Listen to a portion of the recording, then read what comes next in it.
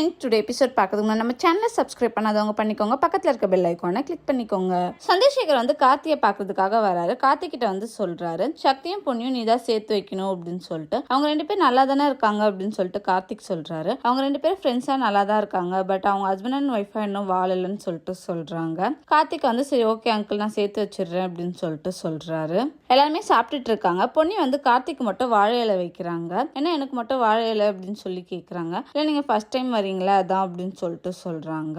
கார்த்திக் வந்து எல்லா சாப்பாடும் சாப்பிட்டுட்டு பொன்னி சூப்பரா செஞ்சிருக்காங்கன்னு சொல்லிட்டு பொன்னியோட கையை வந்து பிடிக்கிறாரு. சக்திக்கு வந்து ஒரு மாதிரியா இருக்கு. பொன்னி வந்து சக்திக்கு வந்து லஞ்ச் ரூம்க்கு எடுத்துட்டு வராங்க. என்ன பொன்னி மேலே எடுத்துட்டு வந்திருக்க அப்படின்னு சொல்லி கேட்குறாங்க. இல்லை நீங்கள் ஆஃபீஸ் எடுத்துட்டு போகும்போது மறந்துறீங்களா அதான் அப்படின்னு சொல்லிட்டு சொல்றாங்க.